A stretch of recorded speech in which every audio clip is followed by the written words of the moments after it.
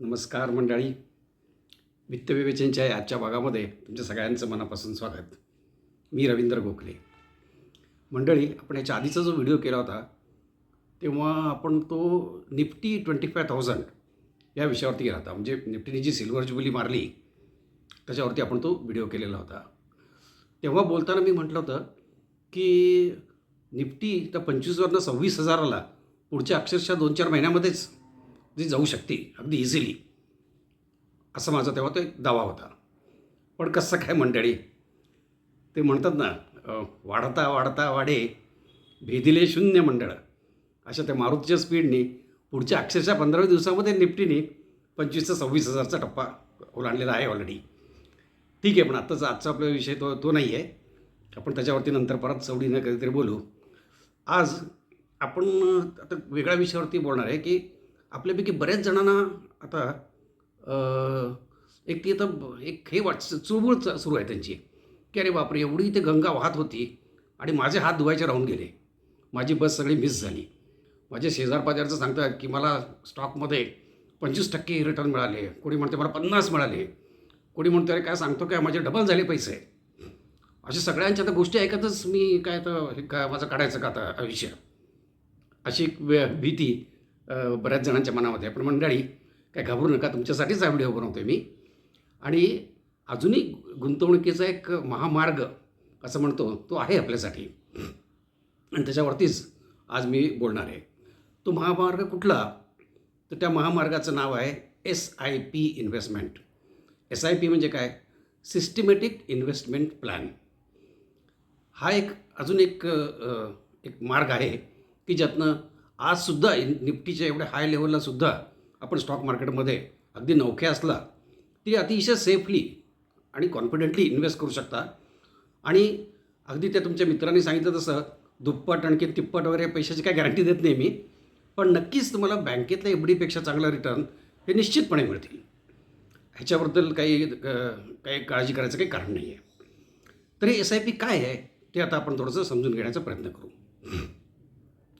तर मंडळी, स्टॉक मार्केटमध्ये इन्व्हेस्ट करायचे 2 प्रकार असतात. एक तर डायरेक्ट इन्व्हेस्टमेंट, म्हणजे तुम्ही तो अभ्यास करा, कुठला चांगला स्टॉक आहे तो स्टॉक मार्केटमध्ये विकत घ्या, त्याची किंमत जेव्हा वाढेल तेव्हा तो विकून टाका आणि प्रॉफिट कमवा. पण मंडळी, हे करण्यासाठी मग आपल्याला अभ्यास करावा लागतो की कुठला शेअरची किंमत आता किती आहे, ती पुढच्या 6 महिन्यामध्ये ती कुठं जाणार आहे, त्यांच्या कंपनीचं मॅनेजमेंटचं प्रोजेक्शन काय आहे, रोजच्या रोज त्यांची किंमत कमी जास्त होती का नाही ह्याच्यावरती लक्ष ठेवायला पाहिजे. आपल्याकडे कुठे आहे हो एवढा सगळं करत बसायला वेळ. तर मग ह्या लोकांनी काय करायचं, तर ह्यांच्यासाठी दुसरा पर्याय आहे की इन्व्हेस्टमेंट थ्रू म्युच्युअल फंड्स, म्हणजे म्युच्युअल फंडाच्या मार्फत स्टॉक मार्केटमध्ये इन्व्हेस्टमेंट करा. तर सुरुवातीला SIPचं समजून घेण्याच्या आधी आपण सुरुवातीला हे म्युच्युअल फंड हा काय प्रकार आहे ते थोडक्यात आपण समजून घेण्याचा प्रयत्न करूया. तर मंडळी, आपल्याकडं जे गव्हर्नमेंटचे स्टॉक एक्सचेंज कंट्रोलसाठी एक जी संस्था आहे त्याचं नाव आहे SEBI, तर म्हणजे सिक्युरिटी एक्सचेंज बोर्ड. ह्या SEBIनी अशा इन्व्हेस्टर्ससाठीच की ज्यांना फारसं काही नॉलेज नाही आहे पण त्यांना स्टॉक मार्केटमध्ये यायचं आहे, तर त्यांच्यासाठी एक इन्व्हेस्टमेंटचा पर्याय हवा म्हणून ह्या म्युच्युअल फंडची स्थापन करायची परमिशन दिली. ही परमिशन कोणाला दिली, तर भारतातल्या जवळजवळ सगळ्या बँकांना ही लायसन्स आहे बरं का. आणि त्याच्याशिवाय अनेक नॉन बँकिंग फायनान्शियल इन्स्टिट्यूट्स म्हणून जे असतात त्यांच्या इकडं त्याच्या परमिशन्स आहेत. मग हे काय करतात की असा म्युच्युअल फंड जेव्हा तो तयार करतात त्या बँका किंवा हे इन्स्टिट्यूशन्स, ते एक मॅनेजर आधी अपॉइंट करतात. त्या मॅनेजरला चांगलं भरपूर नॉलेज असतं मार्केटचं आणि त्याचं फुल टाईम काम हेच आहे. मग तो काय करतो, तो आपल्या सगळ्यांच्याकडनं तो पैसे गोळा करतो आणि ते पैसे मग तो स्टॉक मार्केटमध्ये नेऊन रोजच्या रोज शेअर परचेस करणं, विकणं. आज इन्फोसिस घेतले, उद्या रिलायन्स विकले, परवा आणखीन काय टाटा टेल्कोचे घेतले, असं करत त्याचं विकत घेत हे सायकल चालू ठेवतो रोजच्या रोज. तर उद्देश काय की इन्व्हेस्टरला एक चांगला उत्तम रिटर्न या सगळ्यातनं मिळावा. मग आता ह्याच्या बदल्यात हा मॅनेजर किंवा ही म्युच्युअल फंड हे आपल्याला काय ते शेअर देतं का मग, तर नाही बरं का मंडळी. हे फंड्स आहेत हे आपल्याला शेअर देत नाही. हे आपल्याला काय देतात मग, तर हे आपल्याला त्यांचे युनिट्स देतात. आता युनिट्स म्हणजे काय, आता आपण एक दाखलच करू. आता समजा HDFC बँकेने किंवा HDFC म्युच्युअल फंडाने आपण म्हणूया की त्यांनी एक कुठला तरी IT फंड म्हणून एक फंड काढला. मग काय करतात हे, मग ह्या IT फंडाचे ते काय म्हणतात, आम्ही आज एक म्युच्युअल फंड काढलेला आहे आणि त्याचे 10-10 रुपयाला ह्या IT फंडचे युनिट्स मार्केटमध्ये विकायला आता ठेवलेले असतात त्यांनी. मग आपण काय करतो, समजा एखाद्याकडं एक 10,000 रुपये त्याला इन्व्हेस्ट करायचे. मग तो काय करतो, ते 10,000 रुपयेचे ते युनिट्स खरेदी करतो. म्हणजे 10,000मध्ये तर 10,000 भागिले 10 म्हणजे त्याला 1,000 युनिट्स त्याला तो फंड त्याला ते अलॉट करतं. मग ते 1,000 युनिटचं तो काय म्हणतो, मग हे 10 रुपये काय आहे, हे 10 रुपये त्याची नेट ॲसेट व्हॅल्यू, त्याला NAV म्हणतो बघा, आपण NAV शब्द ऐकत असतो बऱ्याचदा. तर हे 10 रुपयाचं NAVचं तो युनिट्स तो तुम्हाला विकतो. मग रोजच्या रोज त्याचं ते विकणं खरेदी करणं चालू होतं. आता आपण एक अझम्पशन करतो बरं का, आता काय प्रत्यक्ष असं नाही होत लगेच, पण समजा पुढच्या काही महिन्यामध्ये त्याच्यात भरपूर त्याला झाला प्रॉफिट. मग तो प्रॉफिट, मग त्याची जी NAV आहे, म्हणजे समजा तरी सगळ्यांच्याकडनं म्हणून काही कोटीभर रुपये जमा केलेले आहेत. 1 कोटी नाही बरं का, खरं प्रत्यक्षात त्याच्याकडे 4-5 हजार कोटी रुपये पण जमा होतात. पण त्याच्यात आता ते किंमत जर वाढली तर मग काय करतो, त्याची याचा अर्थ त्याची ती NAV वाढली. म्हणजे त्याची नेट ॲसेट व्हॅल्यू आधी जी 1 कोटी होती ती 1 कोटी झाली 1,20,00,000, 1,30,00,000. म्हणजे मग तुमच्या 10 रुपयाच्या युनिटची किंमत झाली 11 रुपये उदाहरणार्थ. अशी तुमच्या त्या युनिटची किंमत रोजच्या रोज वाढत, रोजच्या रोज त्यांना डिक्लेअर करावं लागतं बरं का त्या फंड मॅनेजरना, की आज मी किती युनिट्स घेतली, किती विकली, माझ्याकडे कुठले शेअर्स आहेत, त्याची व्हॅल्यू किती आहे, म्हणजे त्याची NAV किती आहे, हे त्यांना रोजच्या रोज सांगावं लागतं. असे हे इन्व्हेस्टमेंट, आता हे आपण त्यात मी युनिट्स घेतले, मग ते युनिटमध्ये जी वाढ होईल युनिटची किमतीमध्ये ती आपली वेल्थ क्रिएशन. तर मंडळी, मग दुसरं पण एक केस आहे बरं का, म्हणजे मी तुम्हाला अगदी सेफर साईड सांगतो आहे. असंही होऊ शकतं की काही कारणाने झालं आहे, इस्रायल बरोबर म्हणजे वॉर सुरू झालं किंवा रशिया आणखी युक्रेनचं वॉर सुरू झालं आणि मार्केट कोसळलं. मग मार्केट कोसळलं की ह्याची नेट ॲसेट व्हॅल्यू पण कमी झाली, म्हणजे ती 10 रुपयाच्या खाली पण जाते. 10 रुपयाची ती 9.5 रुपये होईल, 9 रुपयेसुद्धा होईल, 8 रुपयेसुद्धा होईल. मग तुम्ही म्हणाला, अहो काय तुम्ही घाबरता आता सुरुवातीलाच मला, मग ह्याच्यातनं काय, मग मला काय फायदा झाला किंवा काय झालं. तर मंडळी, ह्याच्यातनं घाबरून जायचं नाही आहे. तर हे आत्ता मी एक उदाहरण दिलं, हे एक लमसम इन्व्हेस्टमेंट म्हणतात त्याला, की माझ्याकडे आत्ता समजा काय लाखभर रुपये तर मी ते युनिट्स घेतले, तर मग त्याच्यात हे अपडाऊनची रिस्क पण त्याच्याबरोबर आली. मग ह्याच्यामध्ये एक दुसरा मार्ग आहे. आता मग हे लमसम इन्व्हेस्टमेंटच्या शिवाय हे म्युच्युअल फंडमध्ये आपण आता SIPने इन्व्हेस्टमेंट कशी करायची ते आता समजून घेऊ. हे आता थोडंसं हे समजून घेण्यासाठी मी तुम्हाला आता बँकेच्या FDचं एक्झाम्पल सांगतो बरं का. आता एखाद्याकडे समजा 1 लाखभर रुपये आहेत, तर तो कन्व्हेन्शनल मार्ग म्हणजे काय, तो जातो त्याच्या बँकेमध्ये आणि बँक मॅनेजरला म्हणतो की मला एक FD करायची आहे बाबा, हे 3 वर्ष काय पैसे नको आहेत मला. मग तेव्हाच समजा एक 8% काय FDचा रेट असला, तर ते 8%ची तो FD तो बँकेमध्ये ठेवून टाकतो 3 वर्षासाठी. ती नॉर्मल कन्व्हेन्शनल FD सिस्टीम झाली. पण एखाद्याकडं समजा नाही आहेत तेवढे लाखभर रुपये आत्ता द्यायला, पण तो म्हणू शकतो की माझ्याकडं लाखभर तर नाही आहेत, पण महिन्याच्या महिना मी 5-6 हजार रुपये आपल्या बाजूला काढून ठेवू शकतो बाबा इन्व्हेस्टमेंटसाठी. तर बँकेकडं तशी ही स्कीम आहे. आपल्यापैकी बऱ्याच जणांनी ते केली असेल. त्या स्कीमचं नाव आहे रिकरिंग डिपॉझिट, म्हणजे RD म्हणतात त्याला. RD म्हणजे काय, मग हे सेम 9% समजा इंटरेस्ट चालला आहे तेव्हा 9%ची 3 वर्षाची RD आपण ओपन करायची बँकेत. दर महिन्याला एका ठराविक तारखेला आपले जे काही 5,000 6,000 जेवढ्याची आपण चालू केली आहे तेवढे ते पैसे तर दर महिन्याला त्या बँकेत त्या RD अकाउंटमध्ये भरत जायचे. 3 वर्षानंतर मग ती बक्कळ रक्कम तुम्हाला तुमचे मुद्दल आणि त्याच्यावरती ते 9% व्याज, चक्रवाढ पद्धत जी काय असेल ती त्याप्रमाणे तुम्हाला मिळतं.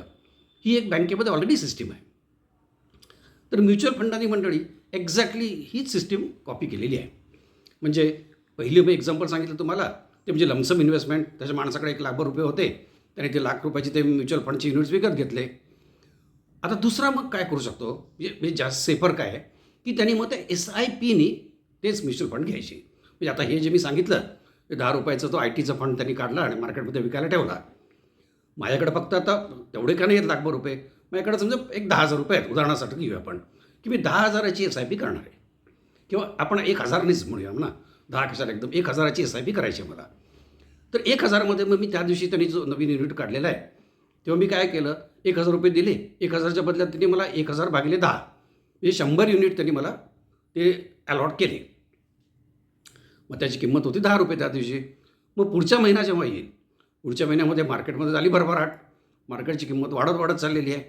मग अशा वेळेला काय होतं, ते ₹10ची NAV मी आधी म्हटल्यासारखं ती झाली ₹11 आता.